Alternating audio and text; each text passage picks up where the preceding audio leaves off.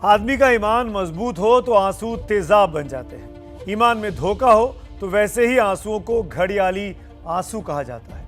अर्पिता मुखर्जी ने फिल्मों में अपना नाम चमकाना चाहा था, लेकिन आज उनके चेहरे पर फिल्मी अदाकार की मुस्कान नहीं बल्कि भ्रष्टाचार के आंसू दिखाई दिए।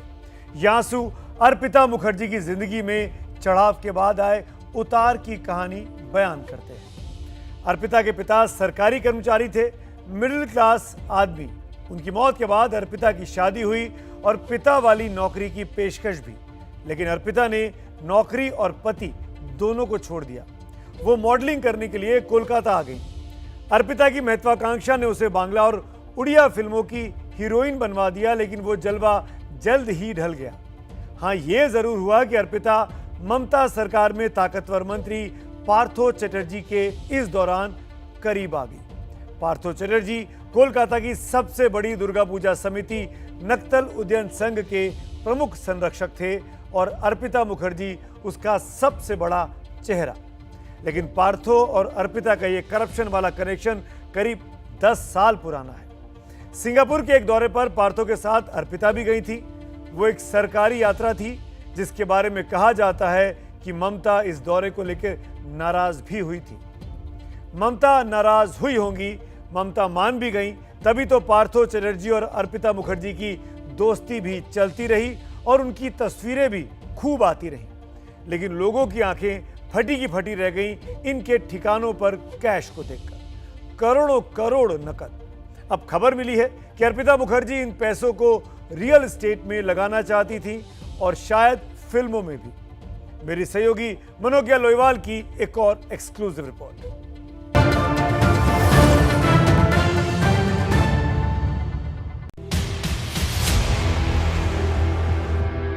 23 जुलाई को 21 करोड़ 90 लाख रुपए जब्त।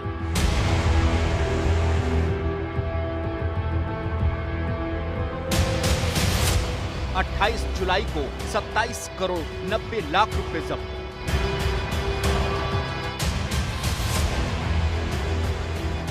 एक हफ्ते में 5 करोड़ से ज्यादा का सोना भी जब्त हुआ। काली कमाई के मामले में पार्थ चटर्जी और अर्पिता मुखर्जी ने सबको पछाड़ दिया है। कैश का खजाना इतना बड़ा है कि गिनते गिनते ईडी अधिकारी और मशीनें दोनों हांफने लगे हैं। लेकिन ये कैश और ये सोना तो भ्रष्टाचार के समंदर में से एक बाल्टी पानी भर है। शिक्षक भर्ती घोटाले से कमाई गई मोटी रकम तो पार्थ चटर्जी और अर्पिता ने मिलकर दाएं बाएं कर दिया है। तो अब सवाल उठता है कि आखिर भ्रष्टाचार की बची हुई मोटी रकम गई कहां? क्या पार्थ चटर्जी की काली कमाई विदेशों में है? क्या पार्थ और अर्पिता के पास से और कैश मिलने वाला है? आखिर दोनों ने मिलकर काली कमाई के कैश को कहां छुपा दिया? इन सारे सवालों का जवाब ईडी भी खंगाल रही है और अब तक उसके हाथ जो सबूत मिले हैं उसने काफी हद तक इन सवालों का जवाब दे दिया है। बीते शुक्रवार से अब तक जितने भी रेड हुए हैं उससे साफ है कि काली कमाई को नंबर 1 का पैसा बनाने के लिए रियल एस्टेट, फिल्म और सोने में खपाया जाता था। रियल एस्टेट इसलिए क्योंकि छापेमारी में कई फ्लैट्स और जमीन में निवेश के कागजात मिले हैं। ईडी ने अब तक अर्पिता और पार्थ के नाम 4 फ्लैट्स सील किए। ईडी को शक है कि कुछ पैसा फिल्म इंडस्ट्री में भी लगा है, क्योंकि अर्पिता का खुद का प्रोडक्शन हाउस था और वहां फिल्में प्रोड्यूस भी होती थी। ब्लैक मनी को व्हाइट करने का तीसरा तरीका था सोने के बिस्किट। अर्पिता के फ्लैट से ईडी को सोने के कई बिस्किट भी मिले हैं, इसीलिए शक है कि यहाँ भी मोटे तौर पर पैसा लगाया गया है। और अब विरोधी कह रहे हैं कि करप्शन का कैश मीटर 50 करोड़ पर नहीं रुकने वाला। रोज नया नया संधान आ रहा है, नए नए लोगों का नाम आ रहा है, उनका भी पूछताछ होने वाला है। जितना पूछताछ होगा उतना और जो भ्रष्टाचारियों की संख्या बढ़ेगी और धन की प्रॉपर्टी की भी परिमाण बढ़ेगा। और इसीलिए बहुत दूर तो जाना है, हजारों करोड़ का घपला है, इतने साल से हो रहा है। दिलीप घोष की तरह ईडी को भी ऐसा ही लगता है कि अभी तो बस शुरुआत भर है।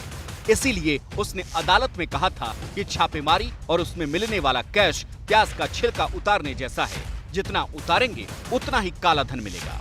और अब ये भी जान लीजिए कि आखिर 2016 से 2021 के बीच शिक्षा मंत्री रहते हुए पार्थ चटर्जी ने ये काला धन जुटाया कैसे।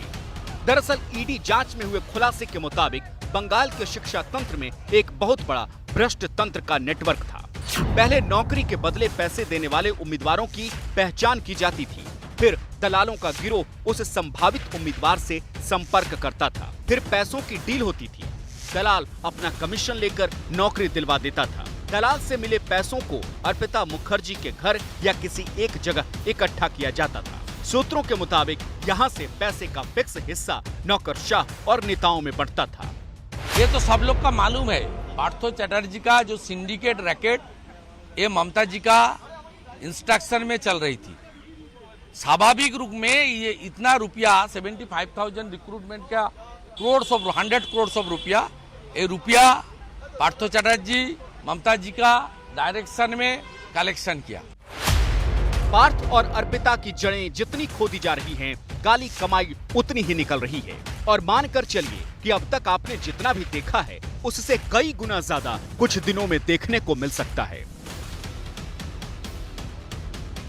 जैसे ही घड़ी का काटा दोपहर 2:30 पे आए, बबीता जी का दिल सास बहू साजिश के लिए मचल जाए। और ये है इनकी बहू, पूरे दिन ऑफिस की टेंशन हो जाए गॉन जब ये करें अपना फेवरेट शो फ्री टाइम पे ऑन। इनकी तरह आप भी देखें अपना फेवरेट शो अपने टाइम पर और डाउनलोड कीजिए एबीपी लाइव ऐप अपने स्मार्ट टीवी पर।